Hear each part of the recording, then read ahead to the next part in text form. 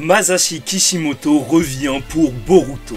Au passage, si t'es fan de Boruto, je ne peux que t'inviter à t'abonner à la chaîne parce que ici on fait des reviews et des vidéos sur Boruto. Et voilà, genre quand il y a des news comme ça, j'en parle.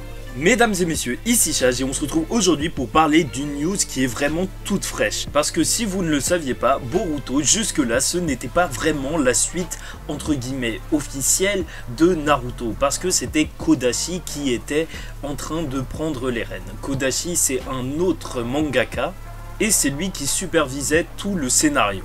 Sauf qu'il a été annoncé officiellement que dès le chapitre 52, c'est Masashi Kishimoto qui sera scénariste et qui gérera le storyboard de Boruto. Ça a été dit sur le Twitter de Kodashi et je vous mets les images, voilà, ça y est, c'est clair et net, c'est la vérité. Sauf que pour les dessins, malheureusement, c'est Ikemoto qui va continuer de faire les dessins de Boruto. D'ores et déjà, il y a déjà des polémiques à ce sujet. Pourquoi? Parce que Boruto, en fait, avait réussi à combler quelques failles du scénario de Naruto avec tout ce qui s'était passé avec Kaguya. Maintenant, on sait beaucoup plus sur ses origines, mais surtout, c'était juste une excellente suite à Naruto. Et c'est ça qui fait peur à tout le monde, c'est que le scénario va changer avec l'arrivée de Kishimoto. Et si vous regardez cette vidéo, c'est pas pour rien parce que je vais vous dire la vérité, non. Rien ne va changer. Enfin pas dans les grandes lignes puisque depuis le début, Boruto c'est en réalité un petit peu supervisé par Kishimoto. Dites-vous que ce qui nous a lancé le manga, tu vois ce petit passage au début qui a rendu le manga complètement viral, bah en réalité c'était un flash forward qui était prévu par Kishimoto. C'est lui qui a dit à Kodashi qu'il fallait absolument commencer par ça. Et c'est là que tu reconnais le talent de ce mangaka qui a travaillé sur Naruto depuis des années et qui connaît comment réaliser une bonne histoire.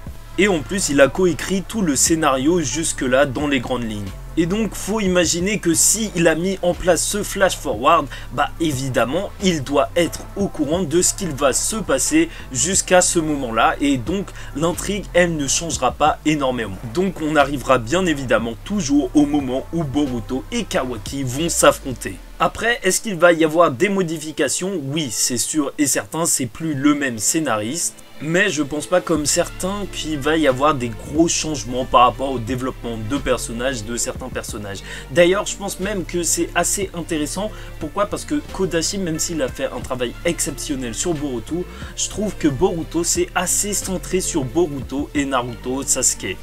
Alors que Kishimoto, il avait eu cette force de créer un véritable univers avec plein de personnages qu'on a appris à aimer. Et donc je pense qu'il pourra rendre justice à des personnages qui ont été mis en retrait depuis le début du manga, comme Mitsuki par exemple, parce que j'ai carrément grave envie de voir ce personnage. Là, ça y est, Boruto devient la suite vraiment officielle, il n'y a plus rien à dire de Naruto. Et c'est pour ça que tous ceux qui ont délaissé Naruto à la fin de Naruto Shippuden pourront revenir pour Boruto, parce que là, maintenant, c'est vraiment l'auteur qui est aux commandes. Et si tu n'as pas aimé le style de Kodashi, alors dis-toi que c'est Kishimoto qui revient.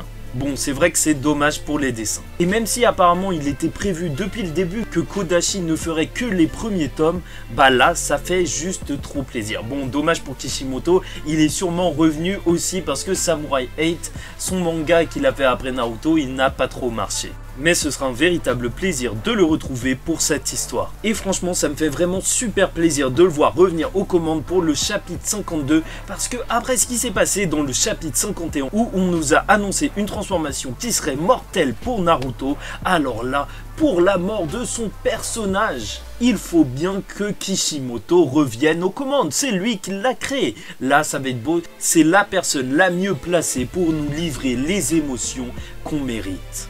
Mais j'ai vraiment envie d'avoir votre avis, donc laissez-le en commentaire.